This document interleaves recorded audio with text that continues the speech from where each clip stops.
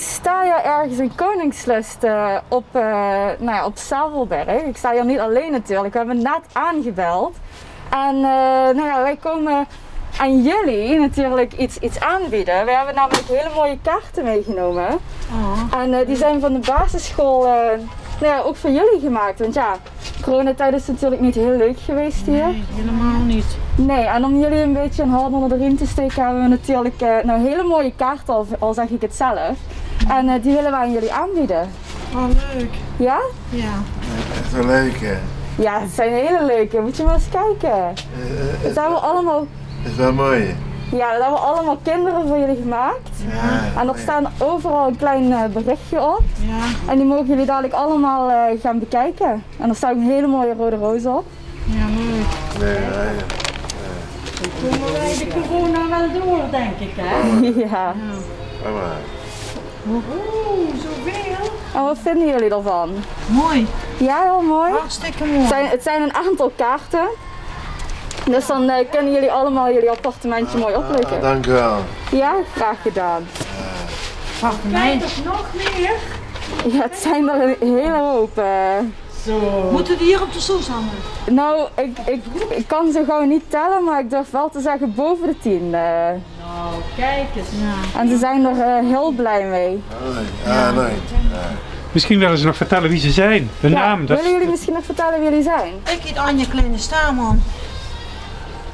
Ik heet Peter van den Burg. Ja, en luisteren jullie ook naar Maak het Woord bij Omroep Beenham? Ja, soms. Soms? Oh, ja. Hebben jullie misschien nog een verzoekplaatje wat jullie dadelijk willen horen? Ja, Fransje Brouwer. Ik wil een liedje van Nieuw van Nick en Simon. En jij? En van Cor Konings. Ik ben geestelijk verzorger. Ik ben Ton Hopman, werk hier bijna 25 jaar als geestelijk verzorger op Zavelberg. Voor Daalzicht. Daalzicht is de overkoepelende organisatie. En als geestelijk verzorger ben ik betrokken bij zingeving, bij levensvragen, bij geloof, bij levensbeschouwing. Bij alle ups en downs die een mens in zijn leven kan meemaken. Dus ook mensen met een verstandelijke beperking. De medewerkers die hier voor de zorg zijn. De verwanten. Dat is mijn werk, daar bestaat mijn werk uit. Ja, en het is natuurlijk de afgelopen maanden heel erg lastig geweest voor iedereen. Hoe heeft dat hier natuurlijk getroffen, de coronavirus en alles? De mensen die hier wonen, dat is natuurlijk, ja, het ontbreekt natuurlijk voor een deel aan prikkels, noem ik dat dan maar. Hè? Allerlei activiteiten die konden opeens niet meer doorgaan. Een normale planning in een jaar. Met allerlei feesten en hoogtepunten. Als kermis, als carnaval, noem het maar op. Dat is dat moest allemaal heel anders. Dus contacten met anderen, het behouden natuurlijk de mensen in de woongroepen. Maar verder geen gemengde activiteiten. Het bezoek van verwanten, vrienden, contactpersonen, dat is natuurlijk ook anders. Aanvankelijk ook het bezoek gewoon weg van het terrein, dat was al wat moeilijker. Dus die hebben daar tot op de dag van vandaag toch wel hinder van. En voor de een pakt dat natuurlijk wat beter uit dan voor de ander. De een is misschien gebaat bij wat rust en wat regelmaat en minder activiteiten. Maar bij andere mensen zie ik dat ze wat moeite hebben om weer op gang te komen en op gang te blijven. En daarin zijn ze afhankelijk van wat wij ze aanbieden. Ja, en ik zie toevallig hier natuurlijk alles mooi versierd en rondom het hele complex. Ja. Zo te zien hebben jullie toch nog wat proberen te doen om het wat leuker te maken, natuurlijk wat vrolijker. Ja, dat is een samenwerking tussen mensen van de beweging, tussen mensen van de muziek, tussen mensen van de boerderij. En ikzelf, een aantal mensen hebben zich bij elkaar gepakt. En gedacht, nou, we moeten natuurlijk toch een aantal vaste activiteiten, zoals een kerstwandeling, die kunnen niet doorgaan. Een grootschalige kerstviering zit er ook niet in. Dus dan moet je op een andere manier gaan bedenken hoe mensen die hier wonen toch iets van een kerstbeleving kunnen hebben. Zo hebben we dat dan genoemd, een kerstbeleving. We hebben onder andere gevraagd aan de woongroepen, probeer buiten, zoals dit, probeer wat aandacht te besteden aan geluid, aan licht, aan versieringen. Zodat mensen die overdag hier over het terrein gaan en wandelen of 's avonds, dat die toch iets van die kerstbeleving meemaken. Ja, en het is natuurlijk niet heel zwaar geweest, alleen voor de bewoners zelf. Hoe hebben jullie dat als medewerkers ervaren? Ik denk dat ik heb net nog een vergadering gehad met het crisisteam. dat het voor medewerkers ja, tot op de dag van vandaag en ook voor de tijd die nog voor ons ligt, dat het zwaar is. Je voelt de druk van, je voelt de verantwoordelijkheid van mensen gezond houden. Ook telkens weer naar de mensen hier proberen uit te leggen wat de maatregelen zijn, waarom het zo is. Want het is natuurlijk niet allemaal maar zo, het is voor ons al moeilijk om alles te begrijpen en de maatregelen maar bij te houden. Maar dat is voor de mensen die hier wonen natuurlijk nog lastiger. Dus ik vind het, ja, ook voor medewerkers, die krijgen het niet voor niks, om het maar zo te zeggen. Nee, ja. En ik zie natuurlijk dat je een paar mooie kaarten vast hebt. Die gaan we daar nog allemaal uitdelen. Wat betekent het natuurlijk voor jullie en voor de mensen hier dat toch nog aan hun wordt gedacht? Ja, precies dat. Ja, dat is van belang. Hè, want zeker in landelijk gezien waren mensen met een verstandelijke beperking. Daar werd in die beginfase, in maart, april, daar werd nauwelijks iets over gezegd. En dat was een wat vergeten groep. Maar ik denk nu zo langzamerhand, ik heb gisteravond bijvoorbeeld het Knoopgala op de televisie gezien. Dat de mensen met een verstandelijke beperking muziek maken enzovoort. Dat er daar ook oog voor komt of blijft dat deze mensen ja, toch min of meer in een isolement zouden kunnen geraken als we daar niet goed naar omkijken. Ja, en vandaar dat deze actie natuurlijk van die basisschoolleerlingen, dat een welkome aanvulling is op datgene wat we doen. Ja, wij gaan ze dadelijk nog uitdelen aan iedereen. En dan wens ik vanuit Omroep PNM natuurlijk jullie nog een prettige kerstdagen en een fijne feestdag gewenst. Fijn, dankjewel. Kun je misschien even kort uitleggen wie je bent? Jacqueline. En jij woont hier? Ja, Park Koningshaven 6.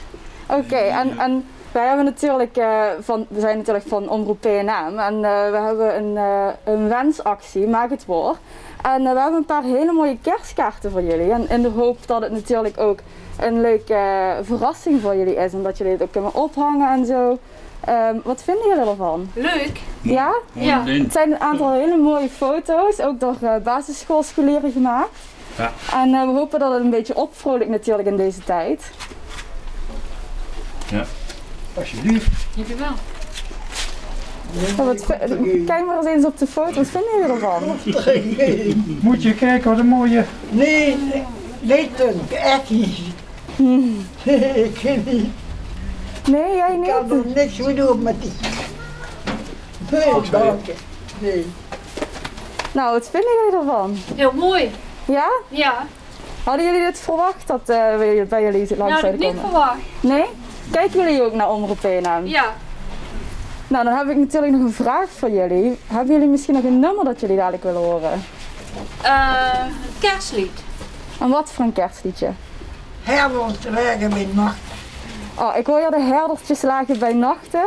En voor jou? Hele fijne kerst, dat straks hele fijne kerstmis wordt. Oké, en heb jij misschien nog een verzoeknummer? Misschien Flappy of zo, of All I Want For Christmas. Ja, gewoon Ik hoor hier achter me ja voor All I Want For Christmas. Dus je hebt... Een gezellig liedje.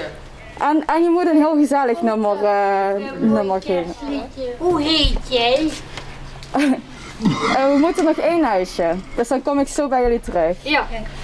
Ik wil aan iedereen We krijgen nog een kerstwens. de groeten doen en ook aan Theo van den Berg en aan alle anderen van Panningen. En ook aan mijn vriend Arie, want daar heb ik heb net een nieuwe vriend. Nou, hoor je dat goed? Stil. Oké, nou.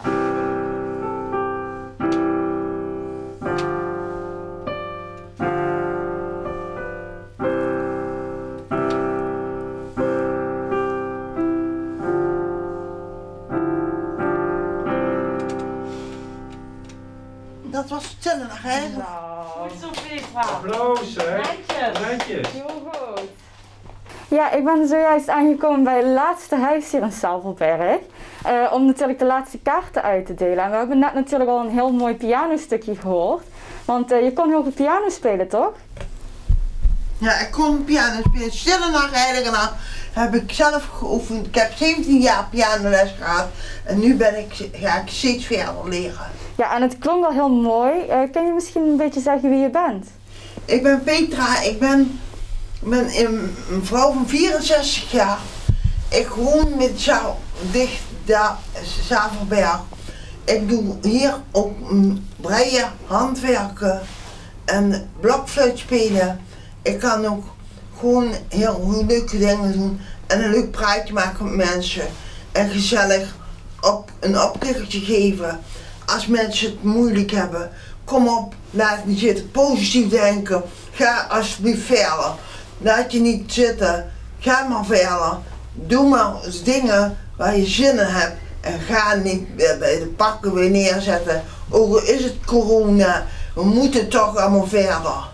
Nou, dat klonk echt heel mooi. En omdat het natuurlijk positief moet blijven, hebben we natuurlijk ook een presentje voor jou. Een aantal basisschoolleerlingen hebben namelijk kaartjes gemaakt. En nou ja, we zien een hele mooie met allerlei steentjes erop. Wat vind je ervan? Nou, ik vind het wel heel fijn. Mag ik de kinderen en zo bedanken namens de Daalzicht en het Zavelberg. En we zullen er een hele mooie collage van maken, zodat ze ook overal herkenbaar zijn en zeggen van, dit is wat van de scholen van Peerlamaas die het geschonken hebben aan de Zavelberg. We zullen eraan denken en u wensen u zelf allemaal nog een goed einde en een goed begin en vette kerstdagen. Nou, dat was prachtig. Ja, er wordt geklapt. Er mag natuurlijk bij iedereen thuis geklapt worden. Dit is zelfs Sjoerd klapt voor je. Dit is natuurlijk waar we het voor doen. Heb je misschien nog een kerstwens voor iedereen? Nou, ik hoop dat ze allemaal gelukkig en een goed begin hebben en een gezonde toekomst en dat alles beter in de zorg gaat. En ik heb zoveel gedaan in de zorg dat ze nu eigenlijk pas wakker geschud zijn door de beperking die ik heb. En het is nu allemaal weer goed gekomen. Jullie mogen je kop wel gebruiken, want het is voor allemaal rechtgezet met een beperking. Nou, mooi. En dan hebben we natuurlijk een klein presentje voor je, maar we hebben nog een vraag. Heb je misschien nog een verzoekje? Een verzoeknummer voor op de radio? Nou, dat er fijne kerstliederen zijn voor de mensen die je ook willen luisteren en een prettige kerstdagen wensen. Heb je misschien zelf een kerstliedje dat je wil horen? Ja, ik speel zelf blokfluit en piano. Ik heb genoeg muziek. Nou, dan zoek Sjoerd een heel mooi nummer voor je uit. We willen je graag bedanken en we hopen dat je nog een fijne kerstdag hebt. Graag gedaan. U ook allemaal bedankt en prettige feestdagen.